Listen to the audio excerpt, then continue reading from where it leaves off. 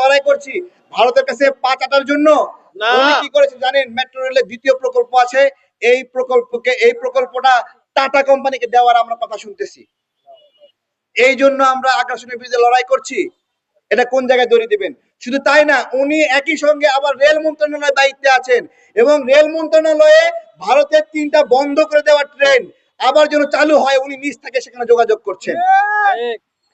আমরা বলেছিলাম rail transit আমরা যেতে দেব না, আমাদের বুকের উপর দিয়ে যেতে হবে। উনি সেই রেল ট্রানজিট চালু করার ব্যবস্থা করছেন। এবার আপনারা সাক্ষী দিবেন, বলবেন সবাই। এই যে ফজল কবির খান একই সঙ্গে 3 মন্ত্রণালয় নিয়ে আছেন, একটা হলো বিদ্যুৎ ও জ্বালানি, একটা হলো সড়ক ও যোগাযোগ, সড়ক ও সেতু, আর একটা হলো রেল মন্ত্রণালয়।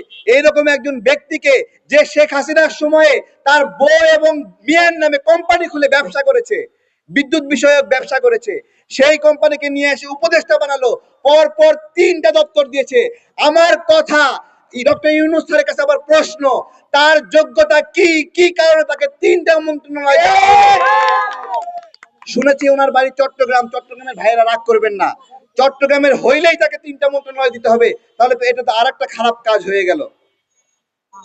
আর আমাদের স্বাস্থ্য মন্ত্রণালয়ের উপদেষ্টা ম্যাডাম তিনি শপথ করেছেন ওইখানে বিএনপি জামাতের লোকদেরকে উনি ঢুকতে দিবেন না।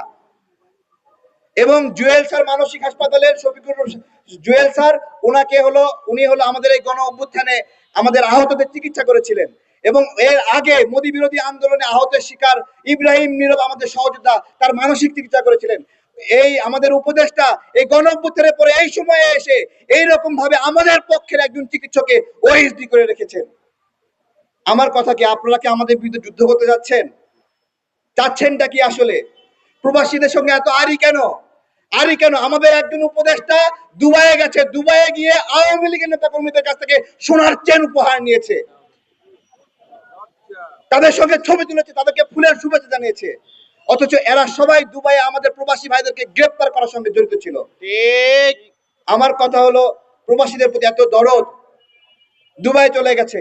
আমার কথা, যে দুবাইয়ে গেছে ওখানে গিয়ে ফুলের শুভেচ্ছা নিয়েছে, স্বর্ণের চেন নিয়েছে, সে কোনো প্রবাসী বিষয়ে কোনো উপদেষ্টা না, সে গেছে ওখানে উপহার নেওয়ার জন্য গেছে। আমরা এগুলো ধিক্কার জানাই। সবশেষে আমরা সতর্ক করছি, আমরা রাজপথের বড় প্রোগ্রাম দিব যদি এই বিমান ভাড়া বিষয়ে কোনো সমাধান করা না হয়।